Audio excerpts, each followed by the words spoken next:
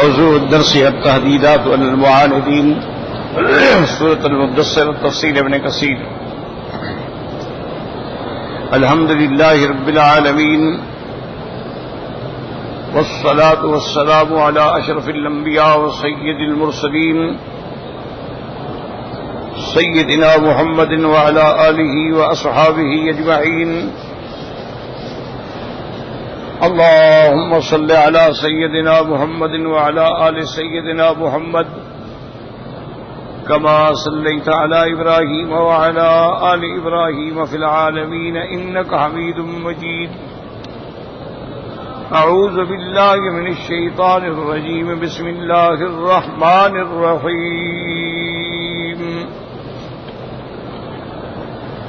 ذرني ومن خلقت وحيدا وجعلت له مالا ممدودا وبنين شهودا ومهدت له تمهيدا ثم يطمع أن أزيد كلا إنه كان لآياتنا عنيدا سأرهقه صعودا إنه فكر وقدر فقتل كيف قدر ثم قتل كيف قدر ثم نظر ثم عبس وبصر ثم أدبر واستكبر فقال إن هذا إلا سحر يؤثر إن هذا إلا قول البشر سأصليه سقر وما أدراك ما سقر لا تبكي ولا تذر لواحة للبشر عليها 19.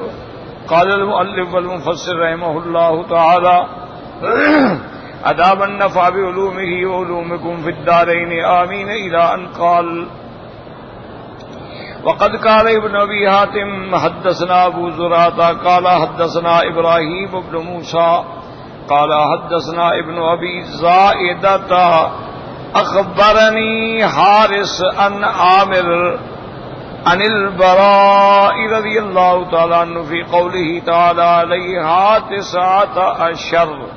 قال إن رهطا من اليهود سألوا رجلا من أصحاب رسول الله صلى الله عليه وسلم عن خزنة جهنم فقال الله ورسوله أعلم. فجاء رجل فأخبر النبي صلى الله عليه وسلم فأنزل الله تعالى عليه الساعة إذن عليها 19. فأخبر أصحابه وقال أدهم أما إني سائل عن تربة الجنة إن أتوني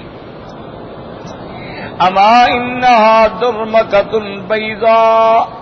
فجاءوه فسألوه عن خزنة جهنم فأهوى بأصحاب كفيه مرتين وأمسك الإبهام في الثاني ثم قال أخبروني عن تربة الجنة. فقالوا أخبرهم يا ابن السلام. فقال كأنها خبزة بيضاء. فقال السلطماء إن الخبز إنما يكون من الدرمك. هكذا عند ابن أبي حاتم البراء المشهور عن جابر بن الله كما قال حافظ أبو بکر البزار في مسنده. اب مفسر رحمت اللہ علیہ اس کی تفسیر بیان فرما رہے ہیں کہ اللہ نے ارشاد فرمایا ہے کہ علیہا 19 کہ جہنم پر جو اللہ نے خزنت جہنم نگران جو رکھے ہیں ان کی تعداد ہے 19. لیکن یہ بھی بات یاد رکھیں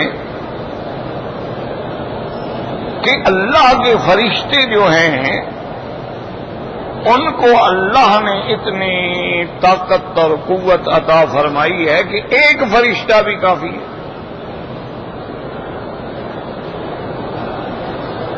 جیسے کہ اللہ تبارک و تعالی نے جب قوم لوط پہ عذاب نازل فرمانے کا فیصلہ فرمایا تو حکم دیا جبریل علیہ السلام کو کہ قوم لوط کی جو بستیاں ہیں نا 5 بستیاں تھیں، بڑی بڑی بستیاں تھیں، ان کو تخوم الارض یعنی 7ویں زمین کے نیچے سے اٹھا کے اوپر لے آؤ. تو حضرت جبریل علیہ السلام فرماتے ہیں کہ میں نے اپنے ایک پر سے ان سب بستیوں کو اٹھا کے آسمان کے قریب کر دیا. اب اللہ نے حکم فرمایا کہ الٹ جاؤ. تو فرشتہ تو ایک ہی بڑا ہے، لیکن یہ جو تعداد ہوتی ہے اس میں اللہ کی حکمتیں ہوتی ہیں. بعض علماء نے فرمایا کہ جتنے طبقات جہنم ہیں اس کے مطابق عدد ہے. اللہ عالم. اس کی وجہ یہ ہے نا کہ آپ جیسے دیکھیں کہ جہنم جو ہے لہا سبعۃ ابواب، اس کے 7 دروازے ہیں، اور جنت جو ہے اس کے 8 دروازے ہیں. تو اب اس میں اللہ تعالی کی حکمتیں ہوتی ہیں کہ بھئی دیکھیں نا، اب آپ طواف کر رہے ہیں تو 7 چکر ہیں. آپ صفا مروہ دوڑتے ہیں تو 7 چکر ہیں. آپ آسمانوں پہ نظر ڈالتے ہیں تو 7 آسمان ہیں، 7 سماوات طباقا. آپ زمینوں پہ نظر ڈالیں تو وہاں بھی 7 زمینیں ہیں. وَمِنَ الْأَرْضِ مِثْلَهُنَّ، جتنے آسمان اتنی زمینیں ہیں. تو اس لیے ان میں جو حکمتیں ہیں وہ تو اللہ ہی جانتے ہیں. بعض علماء کرام نے اسرار و حکم کتابیں لکھا ہے کہ اصل وجہ یہ ہے کہ جب آدمی طواف کرتا ہے تو گویا وہ 7 آسمانوں میں اور 7 زمینوں میں نظر دوڑا رہا ہے، چل رہا ہے، چل رہا ہے، چل رہا ہے، اور آخر میں آ کے کھڑا ہوتا ہے کہ یا رب البیت العتیق آہت کے نکاح بنا، مولا آسمانوں اور زمینوں میں تیرے سوا کوئی چھڑانے والا. میں نے ہر لحاظ سے نظر ڈالی ہے. اب صفا مروہ دوڑ رہا ہے. اب میں دیکھو نا، اللہ کو کیا ضرورت ہے صفا مروہ دوڑیں آپ یا نہ دوڑیں، کیا ہو جائے، دوڑنے سے کیا ہو جاتا ہے. یہ دوڑنا جو ہے یاد رکھو، یہ چیزیں جو ہیں نا، مثلا ہمیشہ یاد رکھا کرو. الحمدللہ یہدینا ویہدیکم اللہ. تو بعض احکام جو ہے نا وہ تعبدی ہوتے ہیں. کیا مانا؟ بس اللہ کا حکم ہے ہم نے کرنا. ورنہ اب صفا مروہ دوڑنے کی بظاہر آپ دیکھیں کہ دوڑنا جو ہے وہ کیسے عبادت ہو گیا. حالانکہ میرے محبوب نے، محبوب دو عالم نے، رحمت دو جہاں نے، صلی اللہ علیہ وسلم نے ارشاد فرمایا کہ نماز کھڑی ہو گئی ہے، تم آ رہے ہو تو مت دوڑو، علیکم بالسکینہ، آرام سے چلو. ما ادرکتم فصلوا وما فاتکم فاتموا، جو مل جائے اس میں مل جاؤ، جو بچ جائے بعد میں پوری کر لو، دوڑو نہیں. دوڑنے کا حکم تو فرض نماز کے لیے بھی نہیں ہے. اسی طرح جب حج کے بعد میرے آقا تشریف لا رہے تھے تو صحابہ فرماتے ہیں کہ حضور پاک اشارہ فرما رہے تھے، علیکم السکینۃ والوقار، علیکم السکینۃ والوقار. حجاج کرام بھاگو نہیں، آرام سے چلو. تو آخر کیا وجہ ہے کہ بھی یہاں دوڑو؟ دوڑنے میں کیا ہو جاتا ہے؟ تو علماء نے لکھا ہے کہ اس کے اندر حکمتیں ہیں میرے اللہ کی. اللہ تبارک و تعالیٰ کو جب اپنے کسی محبوب کا کوئی عمل پسند ہوتا ہے، اللہ اس عمل کو قیامت تک باقی رکھنا چاہتے ہیں. اب کسی کو اللہ نے یہ حکم نہیں دیا ہے کہ تم تاریخ تلاش کرو کہ حضرت اسماعیل علیہ السلام کی اماں کب پیدا ہوئی تھی تاکہ تم اس کا میلاد بنا سکو، سالگرہ مناؤ. یہ منشا اسلام ہی نہیں ہے، یہ تو اسلام کے خلاف چیزیں ہیں. منشا اسلام یہ ہے کہ وہ عمل باقی رہے. اب سیدہ ام اسماعیل نے اضطراری کیفیت میں اپنے بیٹے کی جان بچانے کے لیے کبھی صفا پہ چڑھی کبھی مروہ پہ چڑھی. جب درمیان میں آتی بیٹا نظر نہیں آتا تو دوڑ پڑتی اماں. وہ تڑپ جو تھی، وہ دوڑنا جو تھا، وہ اضطراب جو تھا، وہ اللہ کے لیے خشیت جو تھی اور اللہ کے ایک پیغمبر کو بچانے کے لیے جو محنت تھی، اللہ کو پسند آ گئی.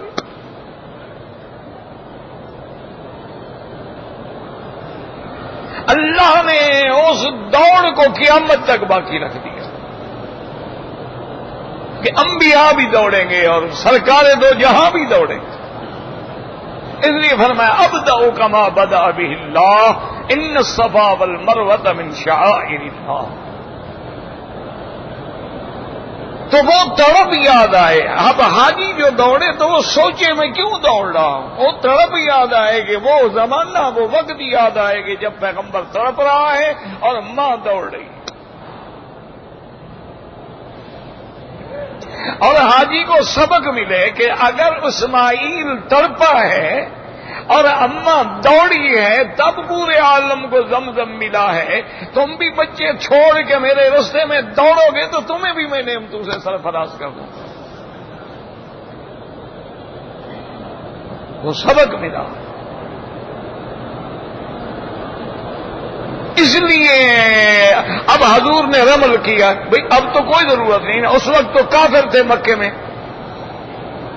مشرکین مکہ تھے، اور وہ بدبخت اعتراض کرنے لگ گئے کہ اکلتہم یثرب، او مسلمانوں کو تو مدینے کا بخار ہی کھا گیا، یہ تو کمزور ہو گئے، یہ ہمارے ساتھ کیا لڑیں گے. حضور نے فرمایا کہ نہیں، ان کو اپنی جلادت و قوت کا اظہار کرو کہ مسلمان کبھی کمزور نہیں ہوتا اور مسلمان کسی سہارے سے نہیں لڑتا، وہ اللہ کے زور سے لڑتا ہے. لہذا بتلاؤ کہ ہم تمہارے لڑنے کے لیے تیار ہیں. وہ جو جہاد کا جذبہ تھا، وہ جو کفر کا مقابلہ تھا، اللہ کو پسند آ گیا. اللہ نے اس عمل کو قیامت تک باقی رکھا.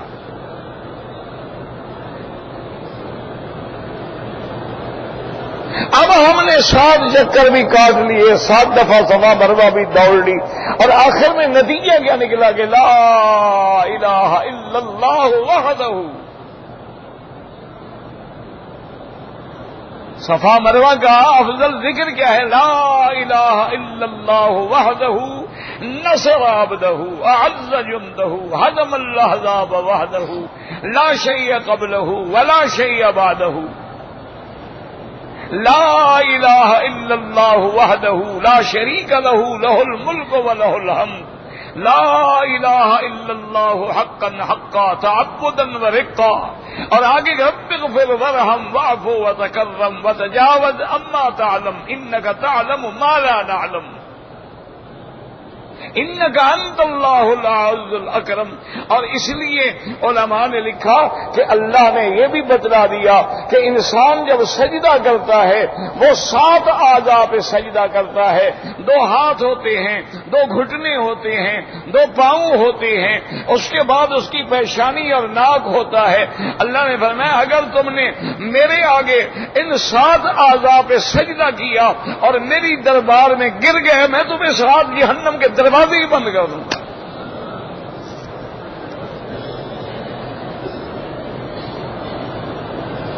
تو اس میں بھی اللہ کی حکمتیں ہیں، اللہ تبارک و تعالیٰ کے اسرار ہیں کہ اللہ تبارک و تعالیٰ نے یاد رکھیں کہ کیوں ایسے اعداد رکھے ہیں.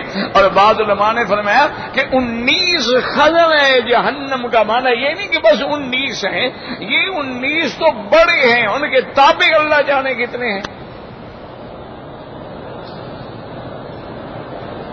اس کو دیکھیں نا جی، قرآن پاک کہتا ہے قُلْ يَتَوَفَّاكُمْ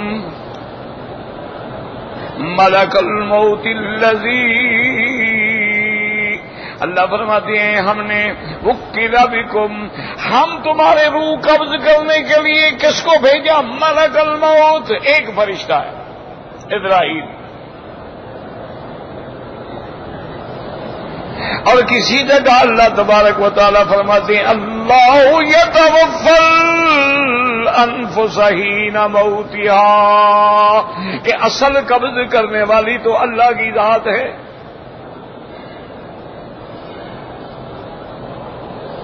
اسی طرح اللہ تبارک و تعالیٰ تیسری آیت میں فرماتی ہیں کہ توفتوا رسلنا،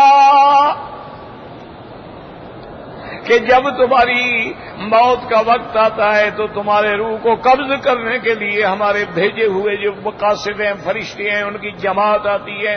تو اب ایک بات آیت میں آیا کہ اللہ خود قبض کرتے ہیں، اور ایک آیت میں آیا یتوفاکم ملک الموت الذی وکل بکم، ملک الموت قبض کرتا ہے۔ اور دوسری آیت میں آیا کہ کئی ملائکہ ہوتے ہیں۔ علماء نے فرمایا کہ ساری آیتیں اللہ کا قرآن ہے، برحق ہیں، اصل قبض کرنے والا تو اللہ ہے، اور اللہ نے حکم دیا ملک الموت کو، وہ اللہ کی طرف سے موکل ہے۔ اور پھر ملک الموت کے ساتھ فرشتے ہیں، کچھ رحمت کے ہوتے ہیں، کچھ عذاب کے ہوتے ہیں۔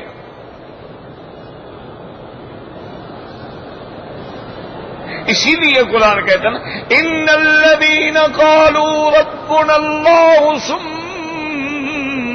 استقاموا تتنزل علیہم الملائکۃ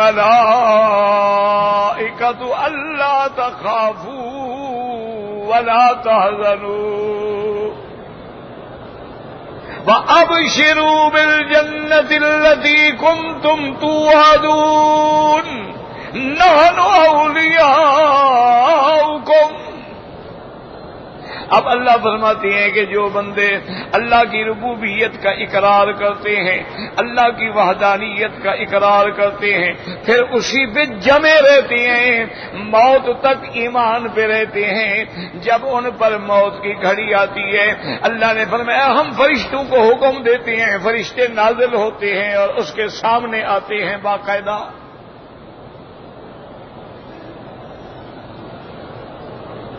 مسلمانوں، خدا کے لیے کبھی اللہ کے قرآن میں بھی غور کیا کرو۔ اسی لیے دشمنوں نے ایک ایسی چال چلی ہے نا جی کہ ہر بندے کے ہاتھ میں موبائل ہے، انٹرنیٹ ہے، لیپ ٹاپ ہے، آئی پیڈ ہے، اس کو ان میں ایسا مبتلا کر دیا ہے، اس کو اور کسی طرف ہوش ہی نہیں۔ بچے ہیں بیٹھے ہیں ساری رات اللہ کے اسکار پہ بیٹھے ہوئے، اور اس میں دنیا کی ہر لعنت موجود ہے۔ ویسے اس کے اندر اور چیزیں بھی ہیں، خیر بھی ہے، علم بھی ہے، سارا سیاستہ بھی اس کے اندر ہے، فقہ مذہب المذاہب الاربع بھی اس کے اندر ہے، علم میراث بھی اس کے اندر ہے، یعنی مکتبہ شاملہ جو ہے اس کے اندر تقریباً 60,000 سے زیادہ کتابیں اس کے اندر ہیں۔ لیکن وہ کون پڑھے گا؟ وہ تو کوئی قسمت والا پڑھے گا نا۔ ہم نے تو گیم کھیلنی ہے نا، ہم نے تو چیٹنگ کرنی ہے۔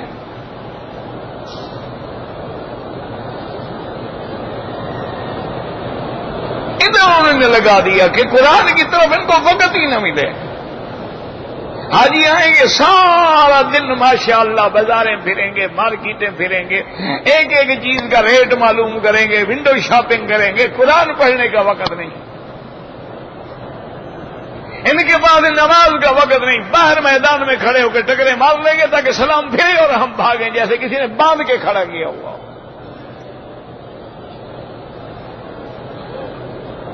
سارا حرم آگے خالی پڑا رہے گا، سارا انڈر گراؤنڈ خالی پڑا ہوگا، ساری اوپر کی مندریں خالی پڑی ہوں گی۔ حاجی باہر سڑک پہ کھڑا ہے تاکہ جان چھوٹے نا جی، فرض اتارنے آیا ہے نا، نماز پڑھنے تو نہیں آیا وہ تو جان چھڑانے آیا ہے کہ لوگ یہ نہ کہیں کہ یار بڑا کوئی ایسا ڈھیٹ آدمی ہے، حج پہ گیا پھر بھی نماز نہیں پڑھتا۔ نہیں جی، ابھی حرم میں پڑھ کے آ رہے ہیں۔ یہ نہیں پتا کہ کہاں پڑھی ہے،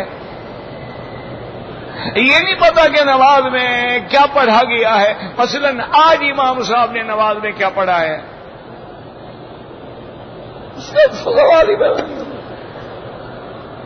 ادھر توجہ ہی نہیں ہے نا۔ ایک فرض ہے، کھڑے ہیں اللہ اکبر السلام علیکم السلام علیکم، ٹھیک ہے۔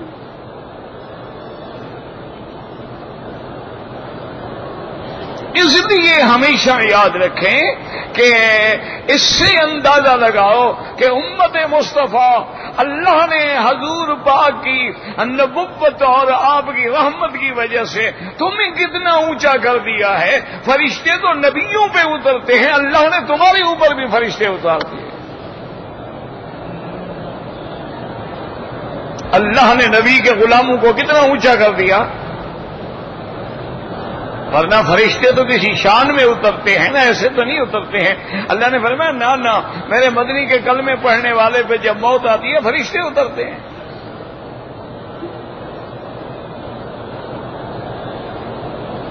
اور کبھی اس پہ بھی غور کیا ہے کہ موت پہ اترتے ہیں، پیدا ہونے کے وقت تو نہیں اترتے. جب بچہ پیدا ہوتا ہے اس وقت تو فرشتے نہیں آتے، اس وقت تو ہمیں حکم ہے کہ بھی اذان کہو. اور یہاں تو ایک دو نہیں، جماعت فرشتوں کی تتنزل علیہم الملائکہ. اور آگے جمع کا صیغہ ہے نحن اولیاؤکم فی الحیات الدنیا وفی الآخرہ ولکم فیہا ما تشتہی انفسکم. یعنی ہم تمہارے ساتھی ہیں، ہم تمہارے دوست ہیں. فرشتے آ رہے ہیں، اس میں بھی حکمت ہے. اللہ نے فرمایا ہم زندگی میں نہیں اتارے، پیدائش کے وقت میں نہیں اتارے، کہیں فرشتوں کے اترنے کی وجہ سے اس کا دماغ خراب نہ ہو جائے، کہیں نبوت کا دعویٰ نہ کر بیٹھے. ہم نے مرنے کے وقت اتارے. اب کیا کرے گا دعوے کر کے؟ ہم نے موت کے وقت اتارے ہیں. اب تو مرنا ہے، آگے قبر نظر آ رہی ہے. اب کیسے مرزا قادیانی بن سکتا ہے؟ ورنہ فرشتہ نظر آ جائے تو آدمی تو پھر بھولا ہی نہیں سمائے گا. دیکھا نہیں ہے کہ بعض لوگوں کو خواب میں کوئی بات نظر آ جائے یا زیادہ ذکر کریں اور کوئی چیز ایسی نظر آ جائے بس سبحان اللہ، وہ تو سمجھتے ہیں ہم آسمان پہ پہنچ گئے، باقی 1-2 میٹر کا فاصلہ رہ گیا ہے.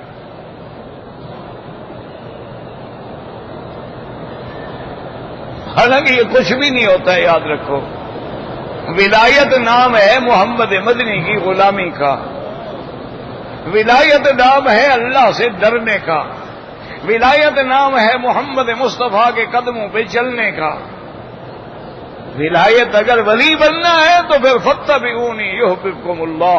اللہ نے فرمایا مدنی کہہ دو کہ جو میری اتباع کریں گے یہ نہیں، اللہ ان سے محبت کریں گے،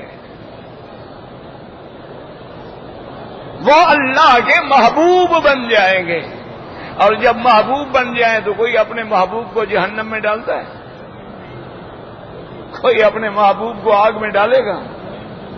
ہاں اگر تم محبوب نہ بنو اور مغضوب بن جاؤ، غیر المغضوب علیہم ولا الضالین، تو پھر جہنم کے دروازے کھلے ہوئے ہیں. تو اس لیے یاد رکھیں کہ خزنہ جہنم جو ہے وہ 19 ہیں، لیکن یہ گویا کہ ہیڈ ہیں. ان ایک ایک کے نیچے کتنے ہیں اللہ عالم.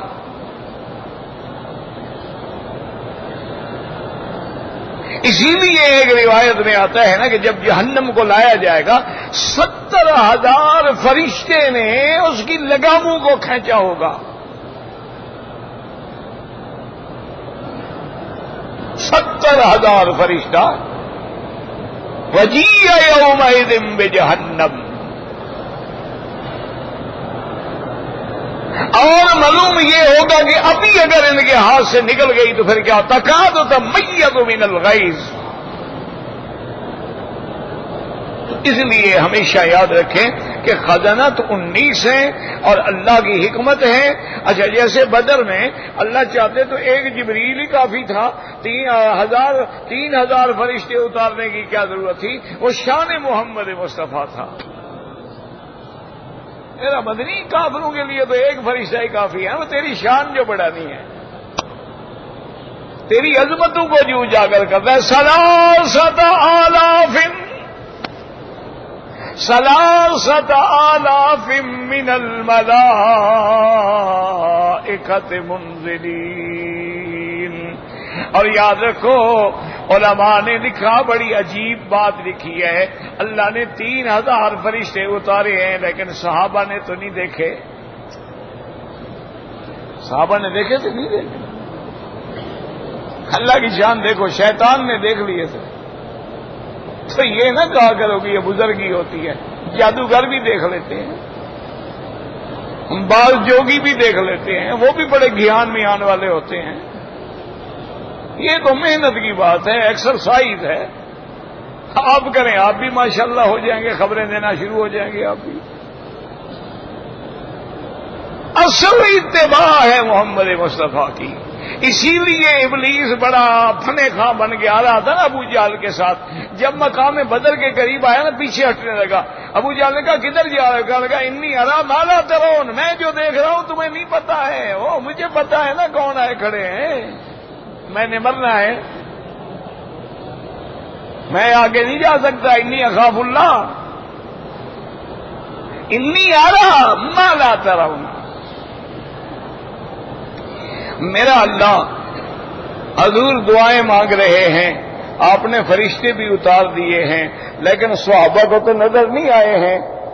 تو علماء نے لکھا کہ بعض اوقات چاہے چیز نظر نہ آ رہی ہو، اس کے برکات و ثمرات جو ہیں وہ آدمی پر پہنچنے شروع ہو جاتے ہیں۔ ابھی آپ دیکھیں ہمیں چاند نظر نہ آ رہا ہو، روشنی آ جاتی ہے، سورج نظر نہ آ رہا ہو، گرمی آ جاتی ہے۔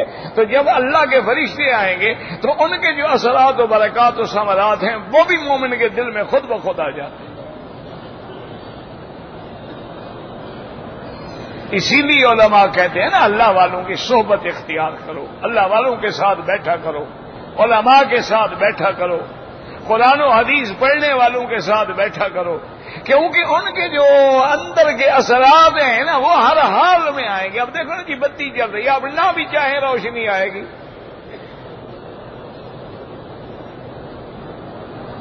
آپ نہ بھی چاہیں، آپ آنکھیں بھی بند کر دیں روشنی تو کھڑی رہے گی۔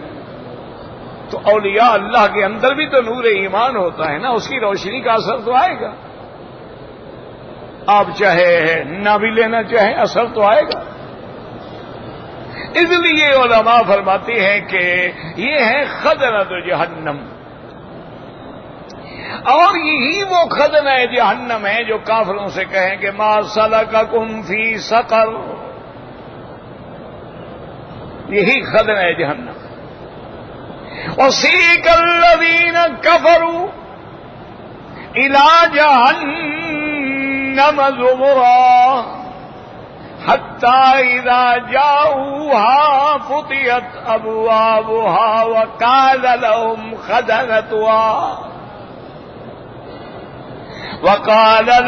خَزَنَتُهَا أَلَمْ يَأْتِكُمْ رُسُلٌ مِّنكُمْ يَتْلُونَ عَلَيْكُمْ آيَاتِ رَبِّكُمْ وَيُنذِرُونَكُمْ لِقَاءَ يَوْمِكُمْ هَٰذَا قَالُوا بَلَىٰ۔ تو خزنہ جہنم، اسی طرح ان کا جو سردار ہے اس کا نام مالک ہے، اس لیے قرآن کہتا ہے وَنَادَوْا يَا مَالِكُ لِيَقْضِ عَلَيْنَا رَبُّكَ قَالَ إِنَّكُمْ مَاكِثُونَ۔ وہ جہنمی چیخیں گے، کہیں گے اے خزنہ جہنم، اے دروغہ، اے سردار، اپنے رب سے کہو ہمیں موت دے دے تاکہ ہم اس عذاب سے بچ جائیں۔ اللہ کے فرشتے کہیں گے بدبختو، چیخو نہ چیخو، اب پڑے رہو، تم نے ہمیشہ جہنم میں جلنا ہے۔ تو اس لیے وہاں دہشت کے لیے اللہ نے 19 فرشتے کھڑے کیے ہیں، ورنہ تو فرشتہ تو ایک بھی کافی ہوتا ہے۔ فرشتے کے اندر تو اتنی بڑی اللہ نے طاقتیں رکھی ہیں، اس کے اندر اتنی اللہ نے بڑی قوتیں رکھی ہیں۔ اللہ تبارک و تعالی رحم فرمائے کہ وہ اگر ایک دفعہ بھی ابلیس کو دھکا دیں تو وہ پتہ نہیں سینکڑوں ہزاروں میل دور جا کے گر جاتا ہے۔ اسی لیے اب شیطانوں نے اوپر جانا چھوڑ دیا ہے نا، کیونکہ اوپر انتظار میں کھڑے ہیں، اللہ نے جو شہاب بنائے ہیں۔ تو اس لیے فرمایا علیہا 19۔ اب اس حدیث میں آیا کہ ایک جماعت ہے، ان رہطن من الیہود، یہودیوں کی ایک جماعت نے حضور پاک کے صحابی سے مسئلہ پوچھا۔ یہودی بھی پوچھتے تھے، لیکن پوچھنے کا مقصد دین نہیں ہوتا تھا، طنز ہوتی تھی، امتحان ہوتا تھا۔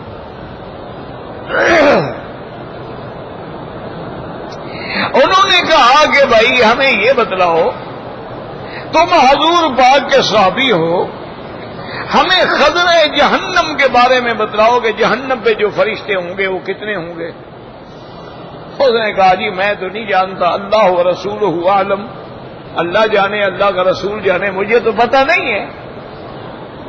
اسی لیے حکم ہے کہ اگر مسئلہ نہیں جانتے ہو تو کہہ دو میں نہیں جانتا۔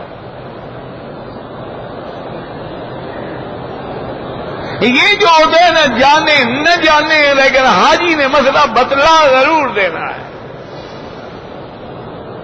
تمام حاجی ماشاءاللہ 90% خود مفتی بنے ہوئے ہیں۔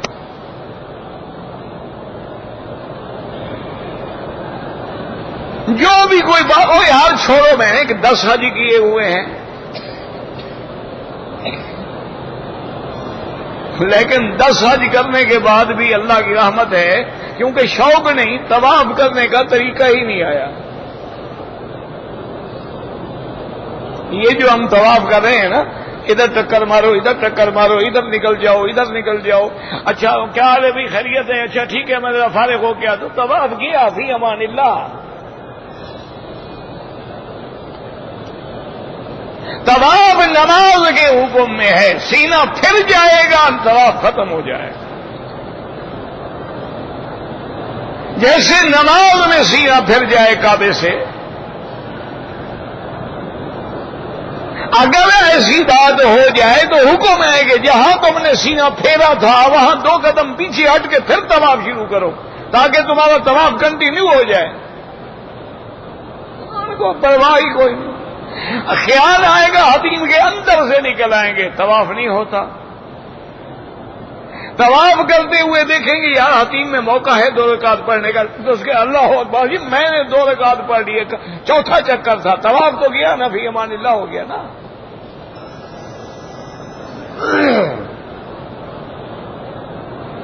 رکن یمانی بھی آئیں گے تو بائیں ہاتھ میں، دائیں ہاتھ میں جوتے ہیں، بائیں ہاتھ سے استلام کر رہے حاجی ہے۔ اللہ کے بندے دائیں ہاتھ سے استلام کرنا ہے، بائیں ہاتھ سے استلام کرنا تو خلاف سنت ہے۔ اچھا رکن یمانی پہ آ کے کہنا اب سے اللہ اکبر وللہ الحمد، آگے کیا پڑھنا ہے کوئی پتہ نہیں۔ وہ کتابوں میں لکھا ہوا ہے ربنا آتنا، بس یہ بھی پڑھ لیتے۔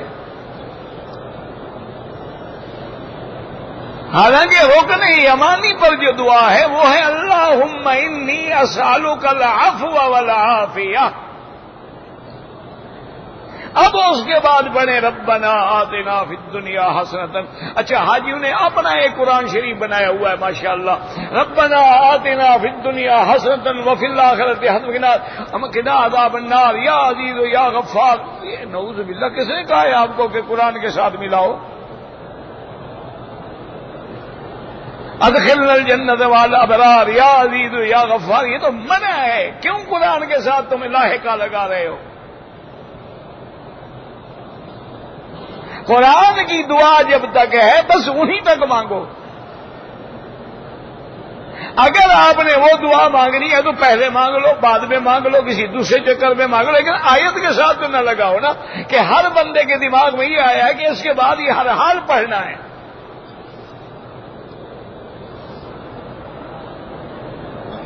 ہر آدمی پڑھے گا ادخلنا الجنت والابرار یا عزیز یا غفار۔ کتنے حاجی ہیں کہ طواف کرانے والا کہے گا نا الشوط الاول، پہلا چکر، وہ بھی کہیں گے الشوط الاول، سمجھتے شاید یہ بھی دعا ہے۔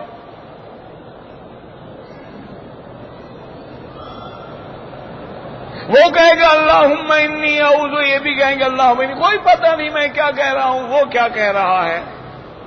یاد رکھو طواف میں یہ کتابیں لے کے اٹھا کے پڑھنا یہ بدعت ہے۔ یہ دعائیں پڑھنے کا کوئی حکم نہیں ہے۔ طواف میں میرے آقا نے، آقائے 2 جہاں نے کیا پڑھا ہے؟ سبحان اللہ والحمد للہ لا الہ الا اللہ اللہ اکبر وللہ الحمد. اور ایک روایت میں ہے لا حول ولا قوت الا باللہ العلی العظیم. اگر حضور چاہتے، میرا ایمان ہے ایک چکر میں بھی قرآن ختم فرما لیتے، لیکن اللہ کے نبی نے اپنی امت پہ رحمت کی کہ میری امت میں جاہل بھی آئیں گے، ان پڑھ بھی آئیں گے، بوڑھے بھی آئیں گے، جو کچھ نہیں جانتے ہوں گے. آسان وظیفہ بتا دیا، سبحان اللہ الحمدللہ، تو ہر آدمی پڑھ سکتا ہے نا.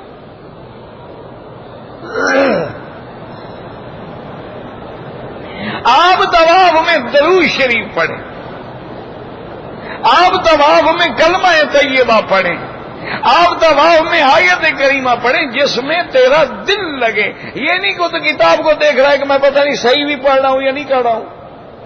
اسالوں کا رزقا کوئی پتہ نہیں اس کو. یہ کون سا طواف ہے بھائی؟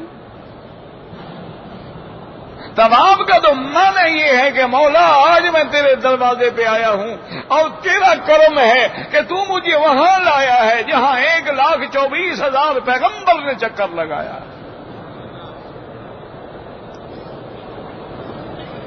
پھر تمہیں احساس ہو کہ میں کہاں کھڑا ہوں، میں کیسے قدم اٹھا رہا ہوں کہ میرے پاؤں وہاں آ رہے ہیں جہاں محمد مصطفیٰ کے پاؤں ہیں.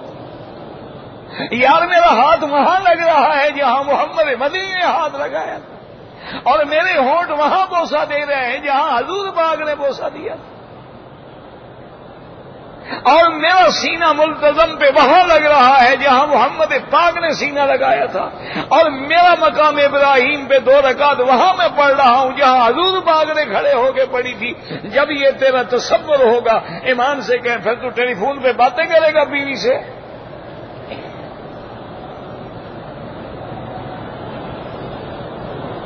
پھر تو اگر تیرا دھیان ادھر ہوگا کہ اچھا یہ وہ جگہ ہے جہاں آدم آیا ہے، یہاں محمد مصطفیٰ ہے، جہاں 1,24,000 صحابہ حضور کے جلب میں ہیں، جہاں صدیق و فاروق و عمر عثمان و علی آئے ہیں، جہاں حسن و حسین آئے ہیں، اور جہاں وہ شان والے اہل بیت آئے ہیں، جہاں اللہ کے اولیاء اللہ آئے ہیں، ائمہ مجتہدین محدثین اور فقہاء آئے ہیں، اور میرا جیسا بدکردار بھی آپ اسی جگہ پہ آ گیا.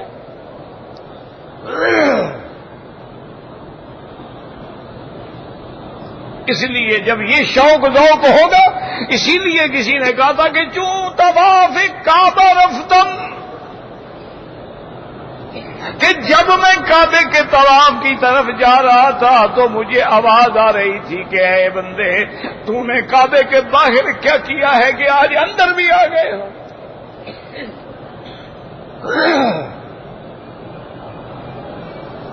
لیکن یاد رکھو، باپ غلطی معاف نہیں کرتا، بھائی غلطی معاف نہیں کرتے، رشتے دار غلطی معاف نہیں کرتے، بیوی غلطی معاف نہیں کرتی، بیٹے غلطی معاف نہیں کرتے.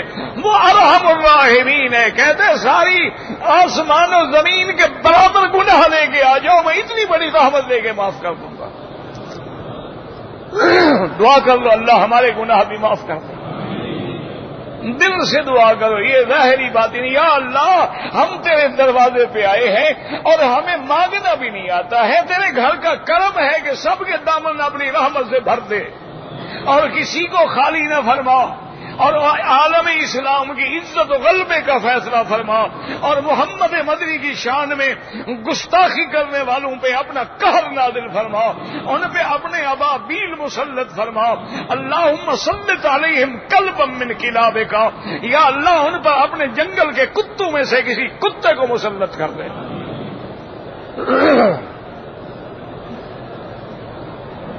ابھی لہب کے بیٹے کے لیے حضور نے دعا مانگی تھی، اور یاد رکھو بعض مولوی بیٹھے ہوتے ہیں نا خوشامد کرنے کے لیے، حضور پاک نے معاف کر دیا تھا. اللہ کے بندے کافر کی غلطی اور ہے، گستاخ کی غلطی اور ہوتی ہے. خدا کے لیے فرق سیکھو. ایک کافر ہے، ٹھیک ہے کافر ہے، ہوتا رہے. کتنے ہندو ہیں ہمارے ملکوں میں رہتے ہیں، سکھ ہیں رہتے ہیں، ہم اٹھتے ہیں بیٹھتے ہیں، کاروبار کرتے ہیں، تجارت کرتے ہیں. ایک ہے گستاخ رسول، اس کے لیے کوئی پناہ نہیں ہے۔ حضور کو اطلاع دی گئی کہ یا رسول اللہ، عبداللہ اختل جو آپ کی شان میں گستاخی کرتا تھا، آپ کی حجب کرتا تھا، آج وہ پناہ کے لیے اللہ کے کعبے کے غلاف کے نیچے چھپ گیا۔ فرمایا فقتلوا، اس کو وہیں بھی قتل کر دو، محمد کے گستاخ کے لیے کوئی امان نہیں۔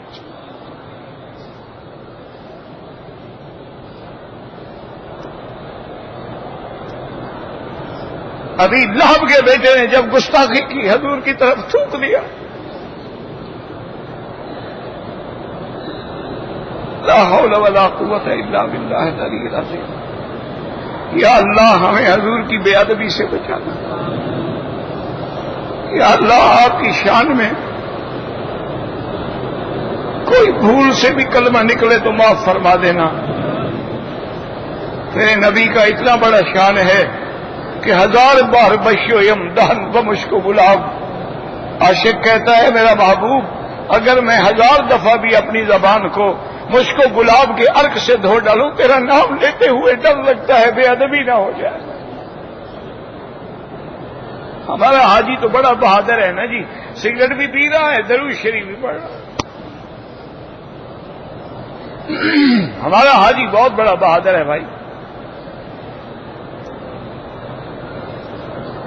حضور پاک کو غصہ تھا، میں اللہم سلط علیہ کلبا من کلابک، میرے مدینے کا میرا مولا آپ نے دیکھا ہے کہ اس نے میری توہین کی ہے، اپنے جنگل کے کتوں میں سے کسی کتے کو اس پہ مسلط کر دے۔ اب وہ تجارت کے لیے نکلا، ابو لہب نکلا تجارت کے لیے۔ اب جناب اس کا وہ بیٹا بھی سفر میں ساتھ تھا، تو اس نے کہا کہ بھئی ایسا کرو، عتبہ عتیبہ کا بیٹا تھا، انہوں نے کہا ایسا کرو کہ سارا سامان اکٹھا کر کے ایک اونچی مچان بنا لو اور اس کے اوپر میرے بیٹے کا بستر لگاؤ کہ محمد پاک نے بد دعا کی تھی، مجھے ڈر ہے کہیں اللہ ان کی دعا قبول نہ کر لے۔ اور کافر بھی ڈرتے تھے کہ بھئی گستاخی کی ہے میرے بیٹے نے، لیکن اللہ حدیث ہے، صحیح کی حدیث ہے، سیاستہ کی حدیث ہے۔ صحابی کہتے ہیں ہم سوئے ہوئے تھے، بعد میں مسلمان ہو گیا نا، اس وقت تو مسلمان نہیں تھا جو راوی تھا، وہ کہتے ہیں ہم نے کیا دیکھا کہ جنگل سے ایک شیر نکلا، سوئے ہوئے کو سونگ رہا ہے۔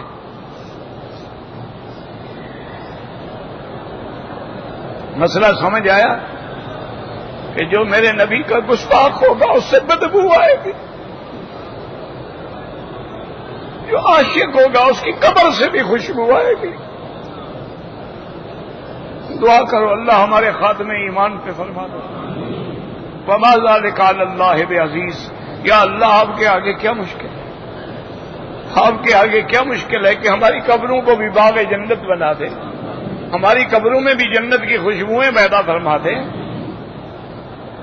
یعنی جنگل کا شیر ہے، جنگل کا جانور ہے، سونگ رہا ہے کہ وہ مدنی کا گستاخ کدھر ہے، ہوا نہیں آ رہی۔ بات سمجھو کیا مانا۔ آج بھی دنیا میں آپ کے پولیس والوں کے پاس کتے ہوتے ہیں نا، ان کو نشہ سنگھا دیا جاتا ہے تو وہ جناب پکڑ لیتے ہیں کہ اس صندوق میں نشہ ہے، یہ قاتل جا رہا ہے، آگے قاتل کو پکڑ لیتے ہیں، چور کو پکڑ لیتے ہیں۔ اللہ نے اس جنگل کے کتے میں محمد کے گستاخ کی ہوا رکھ دی کہ جاؤ پہچانو۔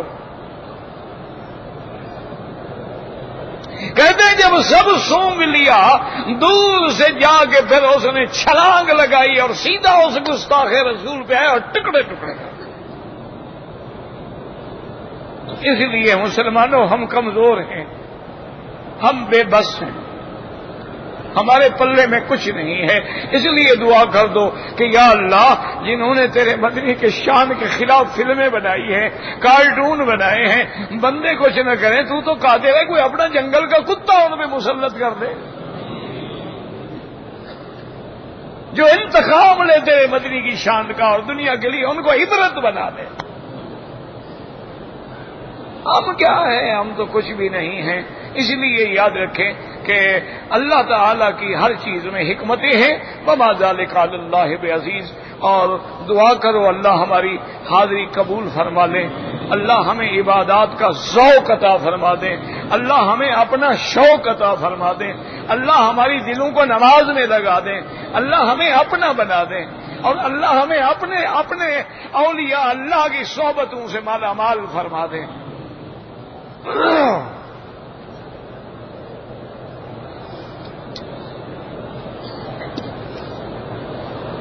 اگر کوئی آدمی 10 تاریخ کو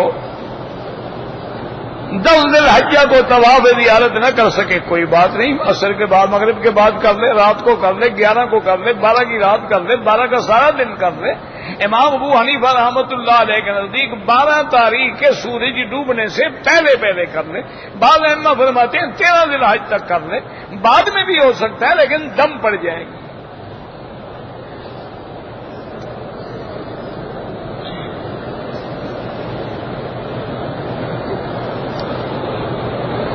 کہتے جی کہ حیض کا پیریڈ گزر گیا پھر خون آ گیا, وہ بیماری ہے. جو یاد رکھیں کہ کچھ دن جو ہیں توڑ کے ہوتے ہیں, زیادہ سے زیادہ جو ہے 22 دن یا 20 دن ہوتے ہیں. تو بہرحال اگر پھر ہفتے کے بعد پھر خون شروع ہو گیا مانا بیماری ہے. نماز بھی پڑھ سکتی ہیں, طواف بھی کر سکتی ہیں, سب کر سکتے ہیں. میرے دوست نے اپنی بیوی کو گھریلو جھگڑے میں 3 طلاقیں دے دی, 3 پکی ہو گئی.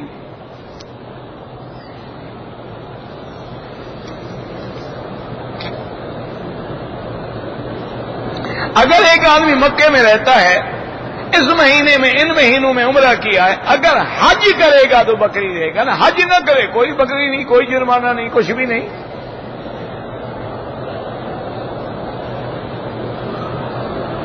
ایک لڑکا ایک لڑکی سے نعوذ باللہ گناہ کا تعلق تھا, اب نکاح کیا, چلو دونوں نے توبہ کر لی, نکاح کر لیا, بات ختم ہوگی, اللہ معاف کرے. جب گناہ کر رہا تھا اس وقت تو تم نے مسئلہ نہیں پوچھا مولوی سے, نکاح کر لیا اب مسئلہ پوچھ رہا. 2 سال کے کنٹریکٹ پہ آ جائیں بیوی بچے چھوڑ کے, کبھی مسئلہ نہیں پوچھیں گے. اور جی جماعت والے کہتے ہیں 40 دن کے لیے باہر نکلو, بیوی بچے چھوڑ کے, جائز ہے؟ یہ 2 سال والوں کا مسئلہ تو پہلے حل کرو. اللہ کے بندے کیا بات, بس ہو گیا, گناہوں کو چھیڑا نہ کرو. غلطی ہو گئی, دونوں توبہ کریں. نکاح کر لیا, اللہ آگے ان کی زندگی کو پاک کر دے.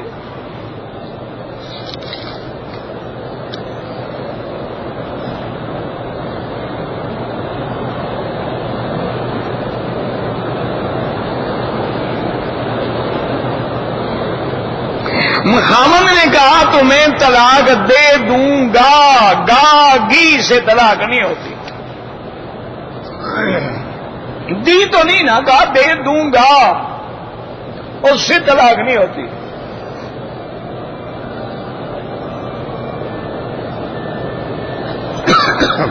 اگر امام کے پیچھے آخری رکعت آپ کو ملی ہے, اب جب آپ کھڑے ہوں گے تو اس کے بعد جو آپ سے چھوٹا ہے اسی طرح پورا کریں. یعنی جس میں فاتحہ بھی تھی, سورت بھی تھی, آپ پڑھیں گے, صرف فاتحہ تھی, فاتحہ پڑھیں گے. کسی نے کاغذ پہ لکھ کے بیوی کو 1 طلاق دی, ہو گئی, لکھ کے دے یا زبان سے کہے.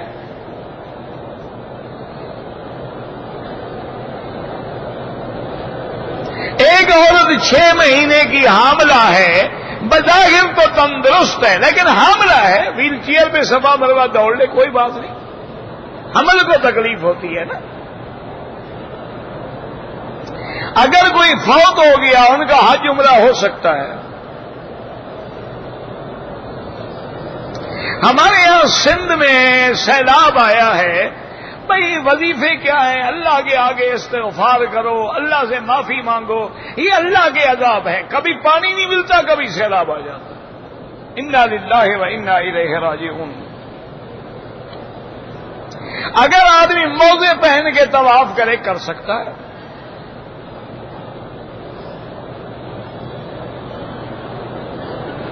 ٹائم پتہ نہیں کیا ہے ختم ہونے کی عورت حالت معذوری میں یعنی اگر حیض ہے مدینے جا سکتی ہے، صلاۃ و سلام نہ پڑھے، نماز نہ پڑھے، باہر بیٹھی رہے، جب پاک ہو جائے بعد میں نماز پڑھے، سلام پڑھے۔ عصر سے لے کر مغرب تک افضل یہ ہے احناف کے نزدیک کے 2 رکعت طواف کے بعد میں پڑھے، لیکن یہاں کے امام جو ہے وہ اجازت دیتے ہیں۔ یار یہ جھگڑے کے مسئلے نہیں ہیں، خدا کے لیے عقل کرو۔ آپ نے مثلا عصر کے بعد طواف کیا، آپ کا ارادہ ہے کہ انشاءاللہ میں مغرب کی نماز حرم میں پڑھوں گا، تو مغرب کے بعد پڑھ لو۔ جب حرم میں رہنا ہی ہے تم نے تو پھر اختلاف سے بچو، مغرب کے بعد پڑھو تاکہ کوئی حدیث تمہاری مخالف نہ ہو۔ اور اگر مجبوری ہے، جانا ہے، قافلہ جا رہا ہے، گاڑی تیار کھڑی، پڑھ لو، کوئی بات نہیں، کوئی کفر اسلام کی جنگ تو نہیں ہے۔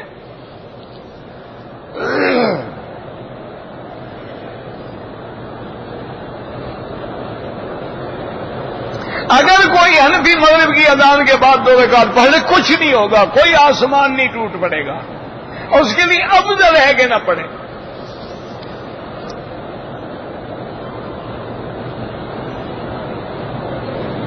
طواف کے دوران میں جتنا کعبے کے قریب گزرو گے ثواب زیادہ ہے، لیکن رش سے دور گزرو گے اللہ جانتے ہیں، کوئی مسئلہ نہیں، مجبوری ہے۔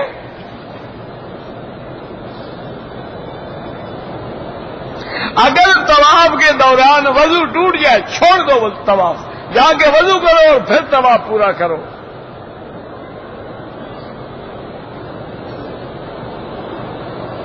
کہتے جی کہ عمرے اور حج کے احرام کو پتہ نہیں چلتا کہ احرام پر قطرے کا نشان کہاں لگا ہے، تو آپ بدل لیا کریں، ہر نماز کے لیے دھو لیا کریں، ایک چادر ساتھ اور رکھ لیں۔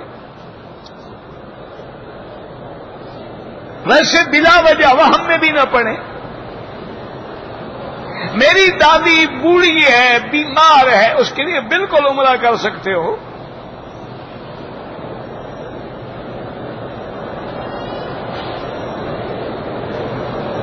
بہرحال اگر آپ کو قطرے آتے ہیں، ہر نماز کے لیے نیا وضو کرو، پڑھتے رہو، کوئی بات، مجبور ہے آپ۔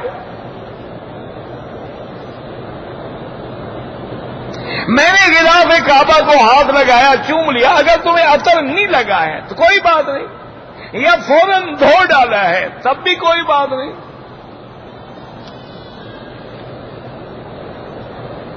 غلام محمد نام رکھنا ٹھیک ہے، بالکل ٹھیک ہے، ہمارے یہاں غلام نوکر کے معنی میں استعمال ہوتا ہے، یہاں غلام کا لفظ جو ہے وہ ابن کے معنی میں استعمال ہوتا ہے، انا یکون لی غلام، بہرحال کوئی حرج نہیں۔ ویل چیئر جو ہے حرم میں وہ انہوں نے رکھی سی بھی ہے کہ اٹھائیں طواف کریں، بعد میں اسی جگہ کھڑی کریں۔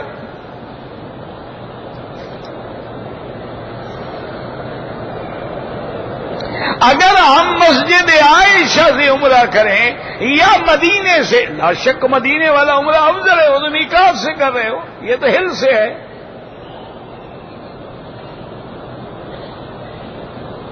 ہمارے ملک میں کچھ مولوی ہیں جو مسجد عائشہ کا عمرہ نہیں مانتے، کوئی بات نہیں، کوئی ایسی بات نہیں۔ آج دنیا میں کون سا مسئلہ ہے جس کو سب مانتے ہیں؟ نہیں مانتے، نہ مانے۔ عقیقہ 7ویں دن یا 14ویں دن نہیں ہوا کوئی بات نہیں، سنت ہے، باقی سنتوں کا تو تمہیں خیال نہیں ہو، داڑھی منڈواتے ہو، عقیقے کا بڑا فکر ہے۔ عجیب قوم ہے جی، فکر ہے تو عقیقے کا فکر کھا رہا ہے، نماز نہیں پڑھتا، عقیقے کا فکر ہے۔ کوئی حرج نہیں، ہو گیا ہو گیا، نہیں ہوا نہیں ہوا، سنت ہے، ثواب ہے، افضل ہے۔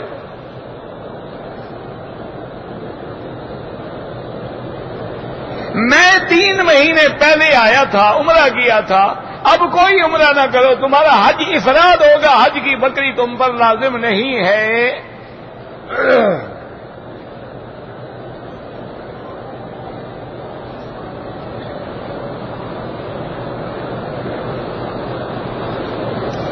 کہتے ہیں کہ ایک بچہ پیدا ہوا، اس کی پشت پہ جو ہے ایک پاؤں کا نشان تھا، اور ماں کہتی ہے میں نے خواب دیکھا تھا کسی بزرگ نے پاؤں رکھا تھا. ماشاءاللہ اچھی بات ہے.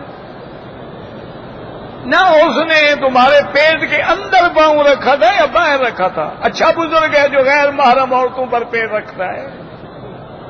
اچھا ولی اللہ ہوا بھائی. غیر محرم عورت کو تو دیکھنا حرام ہے, پاؤں کیسے رکھا؟ بس گھڑے ہوئے خواب ہیں. یہاں ایک پتھر لگا ہوا تھا, کافی 2-3 سال پہلے کی بات ہے. ایک آدمی آیا کہتے ادھر آؤ جی میں آپ کو حضرت علی کا قدم دکھاؤں. چپ کر کے چلا گیا. میں نے کہا چلو. وہاں جب گئے وہ نشان لگتا تھا پتھر میں ایسے, یعنی یہ نہیں ایک واقعی پاؤں تھا یار, یعنی کچھ نہ کچھ نشان تھا.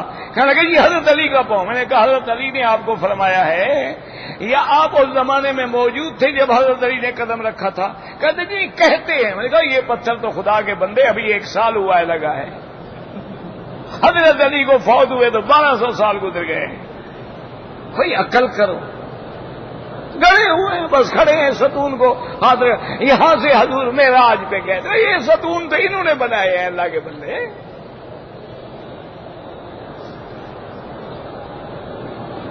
اللہ اکبر.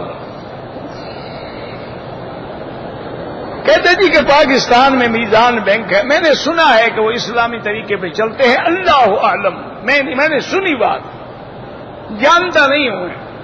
سنا یہی ہے کہ ایک اسلامی بینک ہے, میزان ہے, اسی طرح برکہ ہے, اسی طرح استثمار الخلیج ہے, اسی طرح الفلاح ہے, اور بھی کئی بینک ہیں جو اسلامی اصولوں پہ چل رہے ہیں. اللہ عالم. سنا ہے, نہ میں نے پڑھا ہے نہ میں نے ان کے شرائط دیکھے, لیکن ٹھیک ہوگا انشاءاللہ.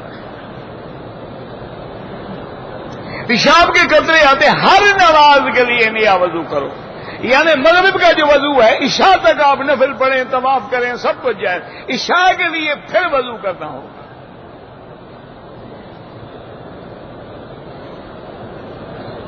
کہتے جی کفن پہنانے کے بعد اس کے سینے پر آمن الرسول لکھتے ہیں, یہ بالکل بدعت ہے.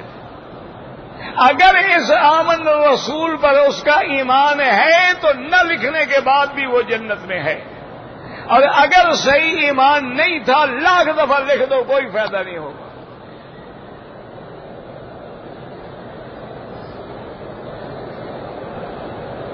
بہرحال آپ نے عمرہ نہیں کیا, شوال ذی القعدہ میں آپ کا حج افراد ہوگا.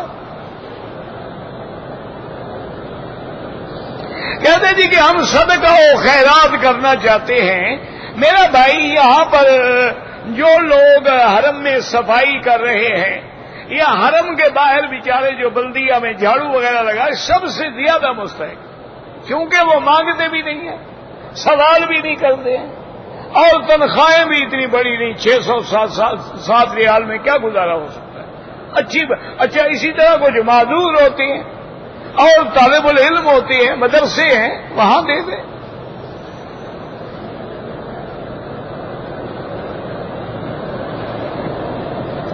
کہتے ہیں جی کہ اگر کوئی عورت حج پہ آئے, طواف زیارت نہ کریں, واپسی کی ڈیٹ اس کی آ جائے تو وہ ساری زندگی اپنے شوہر پہ حلال نہیں ہوگی.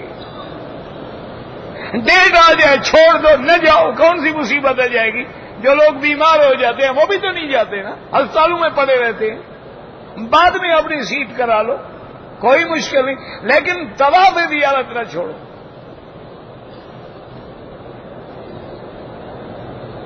کہتے جی کہ ہمیں مکتب والے 7 اور 8 کی درمیانی رات میں نہ لے جائیں گے. کوئی بات نہیں, جائز ہے.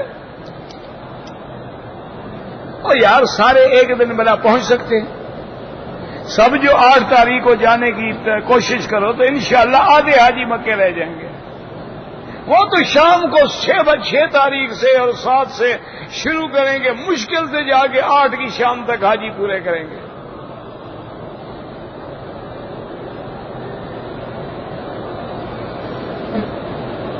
ہم پاکستان سے آئے ہیں, ہم نے عمرہ کر لیا ہے, اب ہم مدینہ منورہ جائیں گے تو وہاں سے حج کران کا احرام باندھ سکتے ہیں؟ نہیں باندھ سکتے. حج قران ہوتا ہے اپنے میقات سے آتے ہوئے آپ احرام باندھتے ہیں، اور پھر بعض علماء تو کہتے ہیں قربانی کا جانور بھی ساتھ ہو۔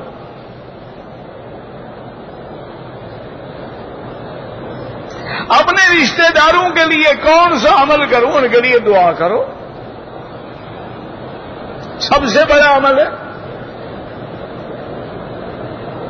عمرے کے بعد مسجد عائشہ سے عمرہ کریں، بالکل کریں۔ سنت مؤکدہ یا غیر مؤکدہ پڑھنے کا ایک ہی طریقہ ہے۔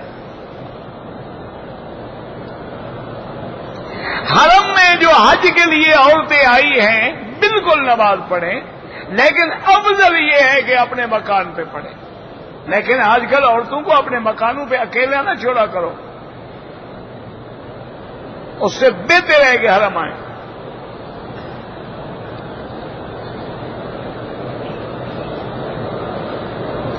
اگر ایک آدمی نے عمرے کے بعد ٹک لگائے بالوں کو، دم پڑ گئی، بال بھی کٹوائے اور دم بھی ادا کرے، سارے سر پہ اس طرح پھیریں یا سارے سر کے بال کاٹیں کہ چوتھا حصہ بالوں کا کٹ جائے سارے سر کا۔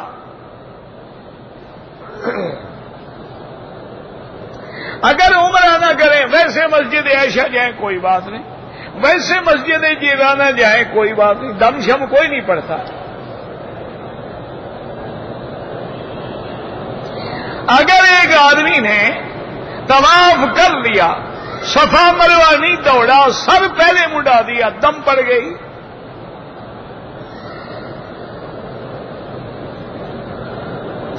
اگر احرام کی حالت میں صابن خوشبو والے سے غسل کیا، دم پڑ گئی، اگر خوشبو والا نہیں تھا تو کوئی دم نہیں، سادہ پانی سے نہا لے کوئی دم نہیں، بغیر خوشبو والا صابن رکھ لو کوئی دم نہیں، کپڑے دھونے والا لے لیا، کیا مشکل ہو جاتی ہے؟